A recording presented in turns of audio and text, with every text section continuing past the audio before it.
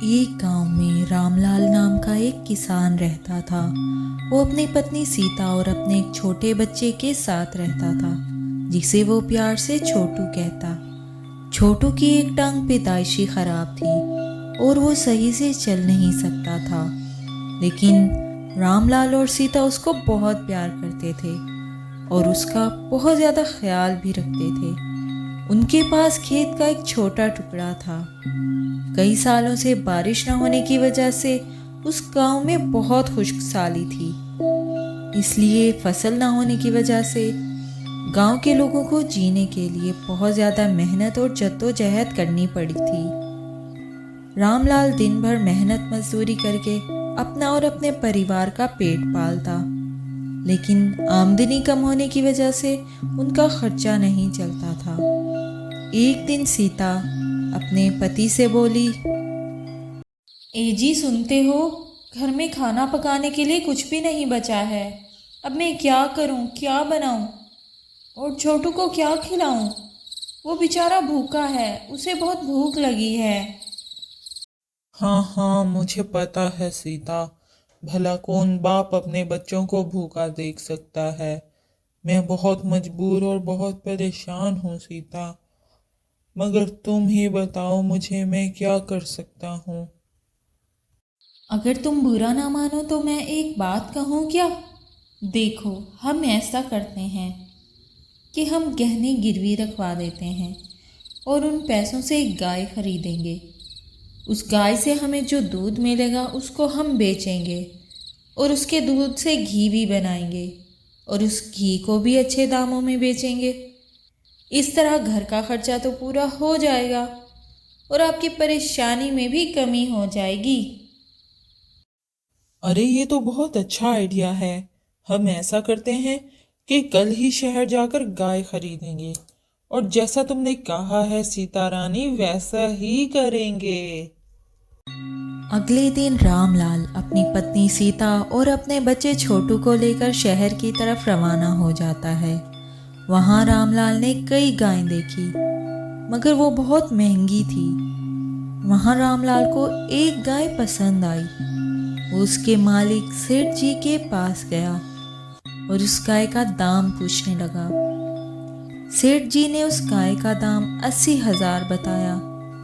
रामलाल ने बहुत बार मिन्नत समाजत की कि किसी तरह ये गाय 50,000 में मिल जाए, मगर वो सेठ जी ना माना और रामलाल को बहुत बातें भी सुनाई, जिस पे रामलाल बहुत दुखी हो गया।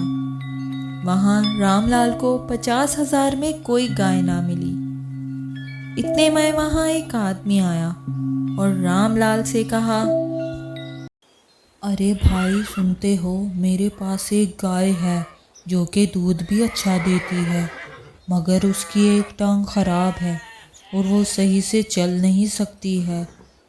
मगर तुम परेशान ना हो, देखने में वो गाय ठीक ठाक लगती है, बस ज़्यादा चल फिर नहीं सकती है।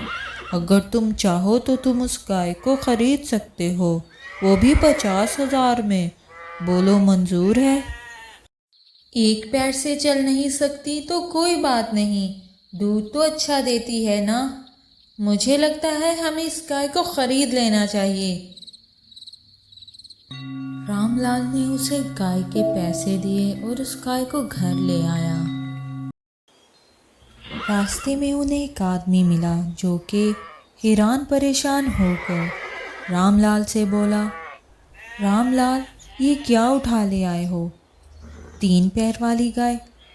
अरे पिछले 2 साल से इस गाय को किसी ने नहीं खरीदा है, क्योंकि ये सिर्फ 3 पैर वाली गाय है और ना किसी ने इस गाय का दूध लिया है।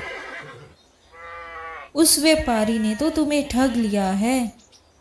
मेरी मानो, इसे वापस कर दो, इसी में तुम्हारी भलाई है। एक पैर से चल नहीं सकती तो कोई बात नहीं, दूध तो अच्छा देती है ना। मुझे लगता है हमें इस गाय को खरीद लेना चाहिए। छोटू को वो गाय बहुत अच्छी लगती थी, इसलिए छोटू उस गाय का बहुत ख्याल रखता और दिन भर उसे खाना खिलाता और पानी पिलाता। एक सुबह रामलाल अपनी पत्नी सीता से बोला कि बहुत बदनसीब है हमारी ज़िंदगी। हमारे बेटे की टांग तो खराब थी ही और ये गाय भी विकलांग निकली। ये कहकर वो फूट फूट कर रोने लगा। सीता बोली, आप ऐसे दुखी मत हो, कोई ना कोई रास्ता ज़रूर मिल जाएगा। आप सब्र और हिम्मत से काम लो, ऊपर वाला हमारी ज़रूर मदद करेगा। एक दिन छोटू जब गाय को प्यार कर रहा था और पानी पिला रहा था, गाय ने पानी पिया और एक चमत्कार हो गया। उस बर्तन में सोने के सिक्के आ गए, जिस बर्तन में छोटू ने गाय को पानी पिलाया था। छोटू ने अपने माता पिता को आवाज़ लगाई। जब वो आए तो छोटू ने उन्हें वो बर्तन दिखाया और सारी हकीकत बताई। रामलाल और सीता ये देखकर बहुत खुश हुए। रामलाल ने वो सिक्के शहर जाकर बेच दिए और उन पैसों से कई गाय खरीद ले आया और उनका दूध बेचने लगा। फिर जब भी किसी गरीब को पैसों की ज़रूरत पड़ती तो रामलाल और सीता उनकी ज़रूर मदद करते। कुछ दिनों बाद ये बात गांव में फैल गई। गांव के एक मुखिया को भी इस बात का पता चला। उसने कुछ आदमी भेजकर उस गाय को अपने पास बुलवाया और एक बर्तन में गाय को पानी पिलाया, मगर उसके हाथ कुछ ना लगा। उसने बार बार कोशिश की, मगर उसे कोई फायदा ना हुआ। फिर वो समझ गया कि गाय सिर्फ रामलाल के घर ही सोने के सिक्के देती है। उसने वो गाय लौटाते हुए कहा, मुझे माफ़ कर दो रामलाल, मैं समझ गया हूँ। तुम्हारे बेटे ने उस गाय की सच्चे दिल से सेवा की है, बगैर किसी फायदे के। ये मेरी भूल थी कि किसी की नेकी का फल कोई दूसरा नहीं ले सकता, इसलिए मुझे माफ़ कर दो रामलाल। तो बच्चों, इस कहानी में एक सच्चाई ये है कि अगर हम नेकी से काम लेंगे तो उसका फल हमें ज़रूर मिलेगा।